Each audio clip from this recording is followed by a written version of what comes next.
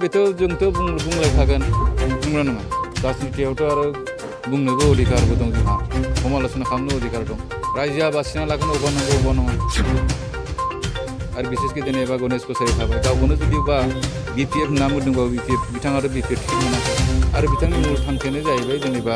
आंखौ फेजेननायसोमोन खिन्थु सोर जिहेतु आङो भारतीय जनता पार्टीनि सासे मावथि आरो बे हिसाबै आङो जिहेतु सासे सिटिं एमएलए मोन आं बेनिखायनो दाबि खालामदोंमोन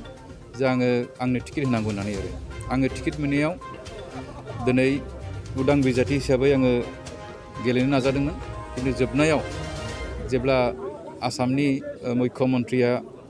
खावलायहरबाय आङो बिथांनि खावलायनायखौ नाजावनानै आङो दिनै पार्टीनिफ्राय आङो पार्टीखौ प्रत्याहार खालामना लानाय जाहैदों उइथड्र खालामना लाबाय आरो मोनसे समाव सार नोंथाङा बुंबाय थादोंमोन जिहेतु बिजेपिनि मावथिफोरा इउपिपिएलनो भट होनाय नङा होननानै नोंथाङा बुंबाय थादोंमोन बे बेलायाव दिनैनि दिनाव होगोन नामा दिनैनि दिनाव जोंनि आखायाव दा अपसन गैला खारन आं थायोमोनबा आलादा खोथामोन आरो जेनेबा दिनैनि दिनावथ' अपसन गैया खारन रावबोथ' सिरियास केन्डिडेट गैया दिनै थाबावबाय सोर जिएसपिखौथ' आरो होनाय नङा आरो बिसेसके जेनेबा गणेश कछारी थाबाय गावखौनो जुदि बा बिपिएफ होनना बुंदोंबा बिपिएफ बिथाङाथ' बिपिएफ टिकेट मोनाखै आरो बिथांनि मुल थांखियानो जाहैबाय जेनेबा आंखौ फेजेननायसोमोन खिन्थु सोरखौबा फेजेननाय होनना गेलेनायाथ' आरो मोनसे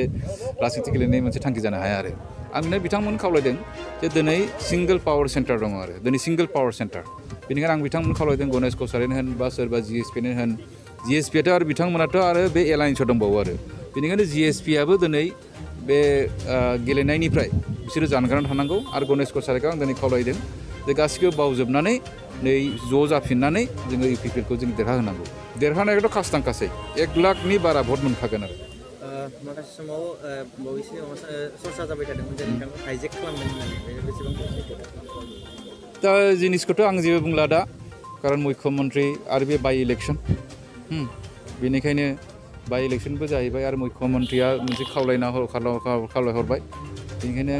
बे बेलायाव आं बुंला रायजोफ्रा नुदों मा हिसाबै आं जेनेबा उइथड्र खालामनांगौ जाहैदों खालामनाय जादों बेखौ आरो दे सब दिनैहाय जोङो इलेक्सन गेलेनायाव जोंहा माखासे मोनसे माबानि खोथा थायो आरो खिन्थु दिनै जों जि नुबाय आरो जिहेतु आसामाव मुख्यमन्त्रिया दिनैहाय शक्तिशाली मुख्यमन्त्रि हिसाबै जि बिबानखौ मावबोदों बिथांखौ जोङो गोख्रोंसिन खालामनांगौ आरो दिनैनि दिनाव इउपिपिएल आरो बिजेपिनि एलायन्सआ दङ आरो बे थाथ'बावगोन आं बेखौथ' सिगांबो बुंदोंमोन आं बेखौ गासैखौबो नायजोबनानै आरो मुख्यमन्त्रिनि हस्तक्षेपाव बिथांनि खावलायनायाव आङो उइथड्र खालामदों माखासे समाव सार नोंथाङा बिटिआरनि सिटनि सायाव गोबां अजद दैखांदोंमोन बे बेलायाव बेथ' जोंथ' बुंलायखागोन नंगौना नङा राजनितियावथ' आरो बुंनोबो अधिकारबो दं जोंहा समालोचना खालामनो अधिकार दं रायजोआ बासिना लागोन अबा नंगौ अबा नङा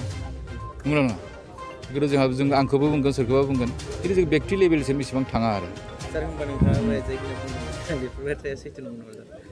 बेखौ रायजोआ नायदो नंगौना नङा दिनैनि दिनाव रायजोआ नायदो रायजोआ बिसार खालामगोन